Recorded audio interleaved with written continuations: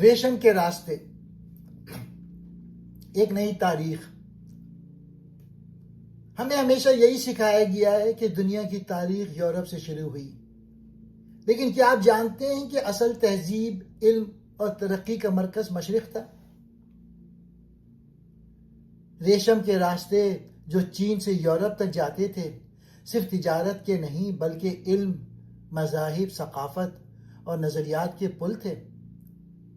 اسلامی دنیا بغداد سے قرطبہ تک دنیا کو طب، فلکیات، ریاضی اور فلسفے کا علم دے رہی تھی، جب یورپ ابھی اندھیروں میں تھا۔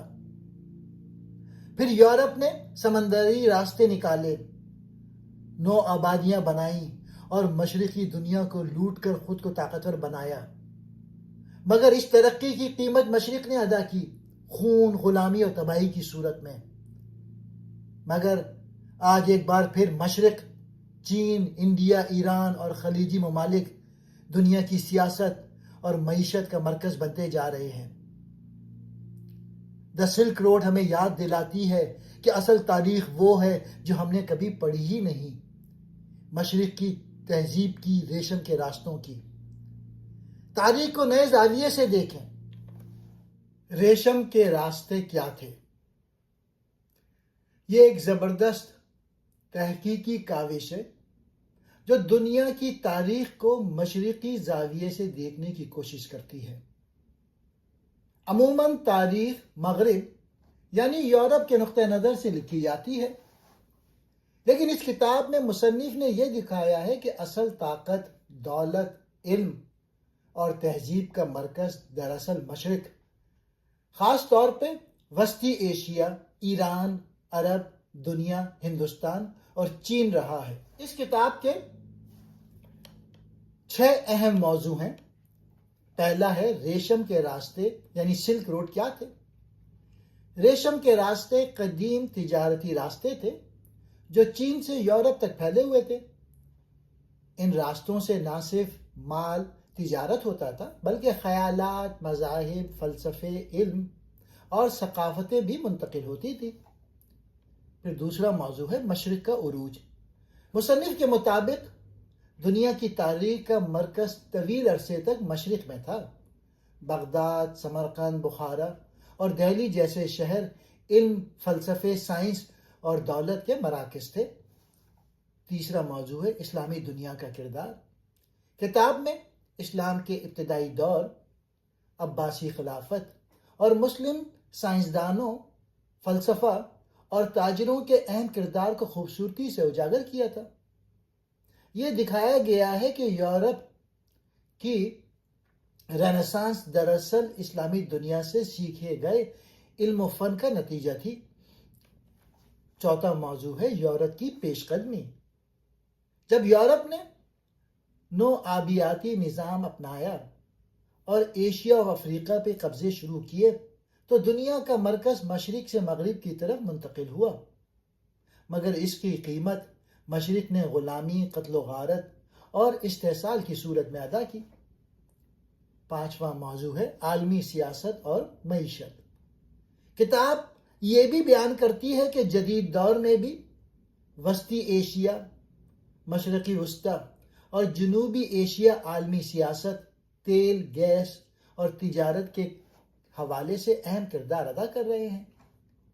اور چھٹا موضوع ہے آخری، ایک نیا نقطہ نظر۔ مصنف ہمیں دعوت دیتا ہے کہ ہم دنیا کی تاریخ کو یورپ اور امریکہ کے بجائے ایشیائی سرزمین کے مرکز سے دیکھیں، جہاں سے اصل کہانیوں کا آغاز ہوا ہے۔ پہلا موضوع، ریشم کے راستے کیا تھے؟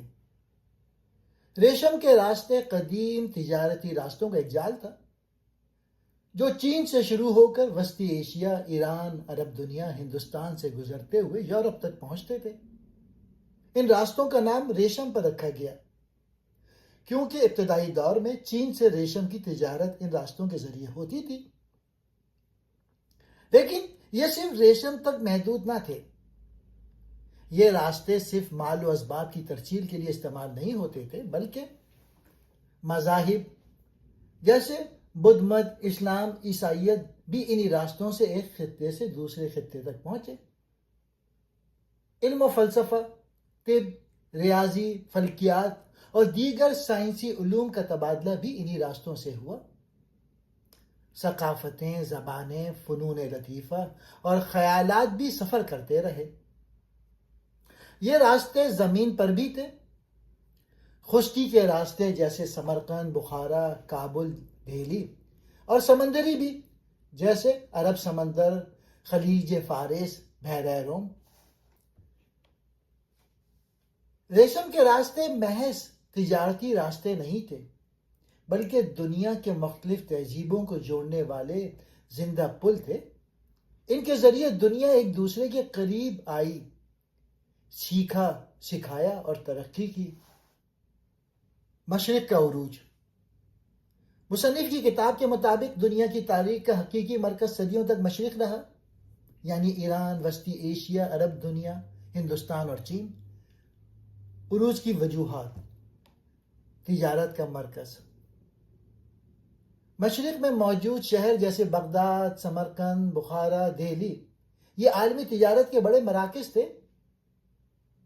چین کی ریشم، ہندوستان کے مسالے، ایران کے قالین اور عرب دنیا کا بخور پوری دنیا میں قیمتی مانے جاتے تھے۔ علم و دانش کا گہوارہ۔ مشرقی دنیا میں سائنس، طب، ریاضی، فلکیات اور فلسفے نے بے پناہ ترقی کی۔ عباسی خلافت کے دور میں بغداد کا بیت الحکمت دنیا کی سب سے بڑی عالمی لائبریریوں میں شامل تھا۔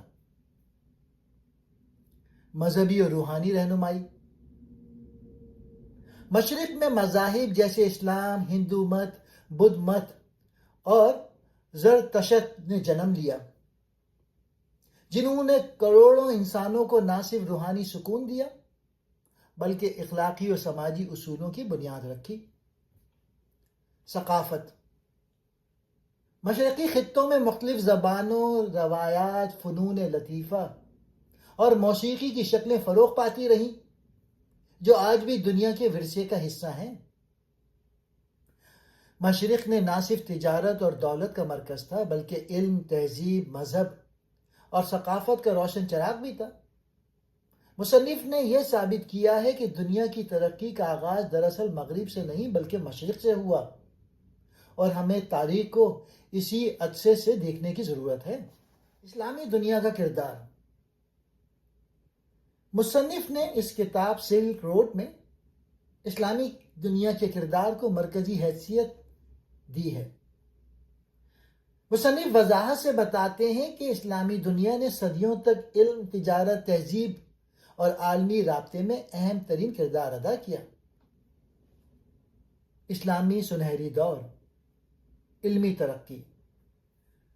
8ویں سے 13ویں صدی تک اسلامی دنیا علم و حکمت کا عالمی مرکز بنی۔ بغداد میں بیت الحکمت یعنی ہاؤس آف وزڈم قائم ہوا، جہاں یونانی، ایرانی اور ہندی علوم کا ترجمہ اور تحقیق ہوتی تھی۔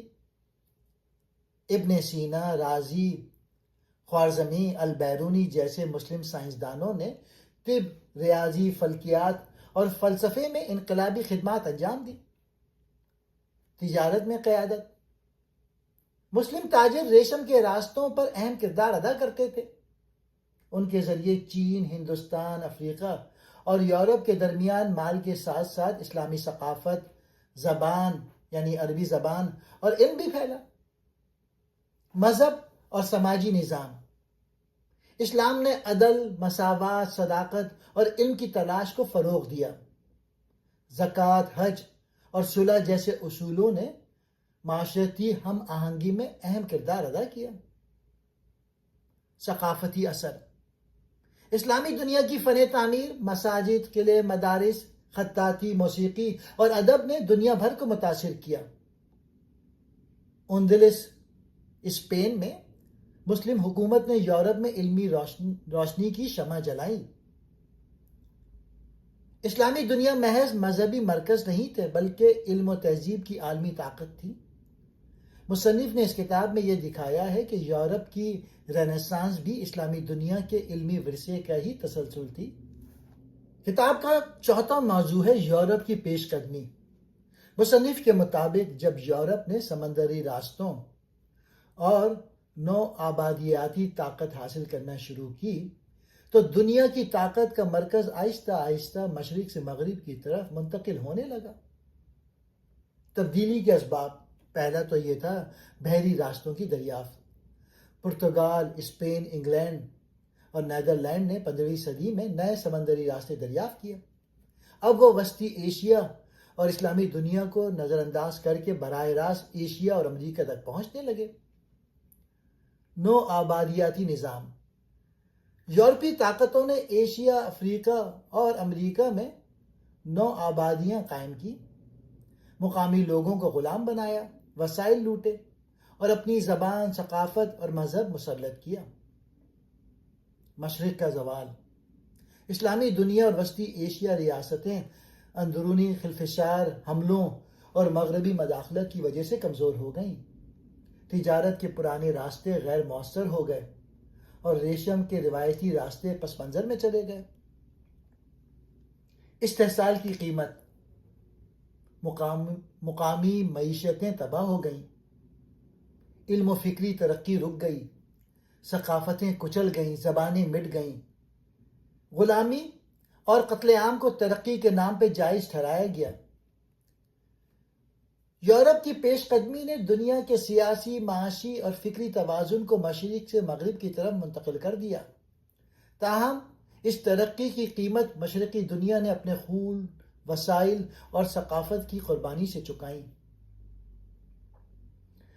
مصنف ہمیں یاد دلاتے ہیں کہ ترقی کا یہ یک طرفہ بیانیہ دراصل تاریخ کا ادھورا رخ ہے۔ ہمیں مکمل تصویر دیکھنے کے لیے مشرق کے کردار اور قربانیوں کو بھی سمجھنا ہوگا۔ کتاب کا 5واں موضوع ہے عالمی سیاست اور معیشت۔ مصنف کی کتاب دا سلک روڈ کے مطابق اگرچہ طاقت کا مرکز ماضی میں مشرق سے مغرب کی طرف منتقل ہو گیا تھا، لیکن آج کی دنیا میں بھی مشرقی خطے، خصوصاً ریشم کے راستے سے جڑے علاقے، عالمی سیاست اور معیشت میں فیصلہ کن کردار ادا کر رہے ہیں۔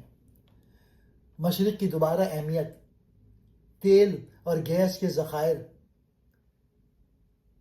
مشرقی وسطی یعنی مڈل ایسٹ میں موجودہ تیل و گیس کے عظیم ذخائر نے اس خطے کو عالمی طاقتوں کے لیے ایک اسٹریٹجک مرکز بنا دیا ہے۔ سعودی عرب، ایران، عراق، قطر، متحدہ عرب امارات جیسے ممالک دنیا کو توانائی فراہم کر رہے ہیں۔ عالمی تنازعات کی جڑ، مڈل ایسٹ اور وسطی ایشیا میں جاری جنگیں، مداخلتیں اور سیاسی عدم استحکام ذات اور وسائل کے کنٹرول اور جغرافیائی اہمیت کی وجہ سے ہیں، نہ کہ صرف مذہبی اختلافات کی بنیاد پر۔ چین کا ابھار، رائز آف چائنا۔